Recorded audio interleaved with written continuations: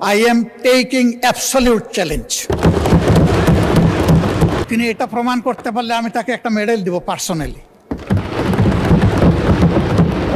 বিশেষ একটা এজেন্সির মাধ্যমে প্রচন্ড চাপ ক্রিয়েট করে তাদেরকে বাধ্য করা হয়েছে তাদের শেয়ার হস্তান্তর করতে। এরা তো হস্তান্তরের জন্য এই শেয়ারগুলো কিনে নেয়। তারা যুগ যুগ ধরে এই ব্যাংকের সাথে ছিল এবং যথারীতি এই ব্যাংক সবাইকে স্যাটিসফ্যাক্টরি সার্ভিস দিয়ে চলছিল, ডিভিডেন্ড দিয়ে চলছিল।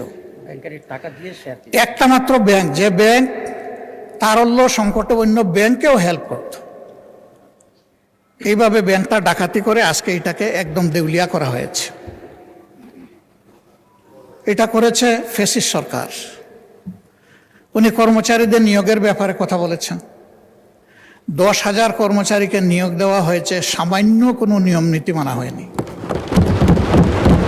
পত্রিকায় একটা বিজ্ঞপ্তি দেওয়া হয়নি। এই ব্যাংকের সমস্ত অতীত ট্র্যাডিশন ব্যাক করে কোনো পরীক্ষা ছাড়াই তাদেরকে নিয়োগ দেওয়া হয়েছে। একটা কাগজে কেউ না কেউ সই করে দিয়েছে, এইটাই তার নিয়োগ লেটার।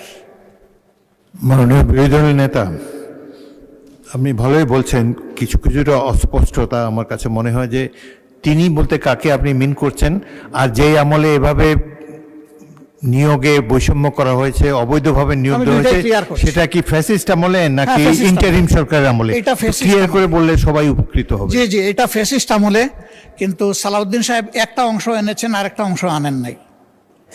সরকার পরিবর্তন হওয়ার পরে 5 আগস্টের পরে আমরা যতটুকু জানতে পেরেছি যে তাদের সকলকে আবার পরীক্ষায় আসার জন্য ইনভাইট করা হয়েছিল যে আসেন, বিনা পরীক্ষায় আপনারা চাকরি নিয়েছেন, মিনিমাম নিয়মটা মানে এখন আপনারা চাকরিতে ফিরে আসেন। তারা কেউ আসেনি।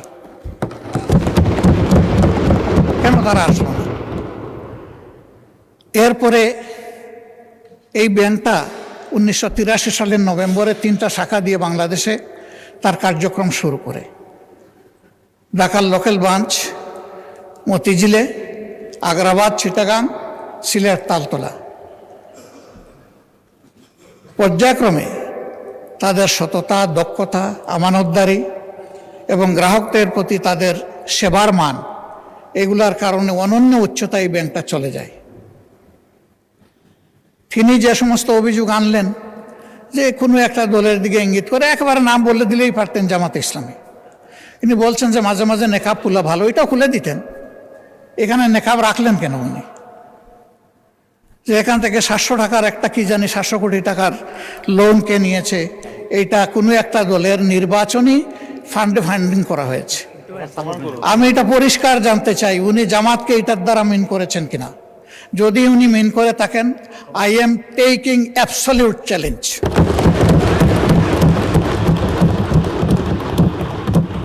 তিনি এটা প্রমাণ করতে পারলে আমি তাকে একটা মেডেল দিব পার্সোনালি। এরপরে কার ছেলে, কার নাতি, কোন কোম্পানি, শুধু ইসলামী ব্যাংক না, যে কোনো ব্যাংক থেকে চুরি ডাকাতি অসততার মাধ্যমে কিছু নিয়ে যদি আত্মসাৎ করে থাকে, তার ব্যাপারে অবশ্যই তদন্ত করে স্টার্ন অ্যাকশন দেশের বিদ্যমান আইনে নেওয়া উচিত। এটা আমি শফিকুর রহমান হলে আমাকেও যেন স্পেয়ার করা না হয়। মাননীয় স্পিকার, এই ব্যাংকটিতে ক্ষুদ্র একজন ব্যবসায়ী হিসাবে আমার বসার সুযোগ হয়েছিল 2005 থেকে 2011 সাল, 6 বছর। ব্যাংকের বোর্ডে বসতাম, শিখতাম, জানতাম, বাংলাদেশের অর্থনীতিকে বোঝার চেষ্টা করতাম। সেই সময়টা এই ব্যাংক এককভাবে বৈদেশিক রিমিটেন্সের 32% পর্যন্ত আর্ন করত। তার ডিপোজিট, তার তারল্য, তার ইনভেস্টমেন্ট, সকল টার্নওভারে ইম্প্যারালাল একটা ব্যাংক ছিল। সবগুলা সরকারি ব্যাংক মিলেও তার সমতুল্য ছিল না। কিন্তু তখন বয়ান বানাতেন একজন বিশেষ অর্থনীতিবিদ, ডক্টর আবুল বারাকাত। তিনিও আঙ্গুল তুলতেন জামাত ইসলামের দিকে, যে এখান থেকে জামাত ইসলামী হাজার হাজার কোটি টাকা নিয়ে যাচ্ছে। তার এই বয়ানের ভিত্তিতেই শেষ পর্যন্ত এই ব্যাংকে অভ্যুত্থান করা হলো, দখল করা হলো। 15.5 বছর দুঃশাসন চালানো হলো। কই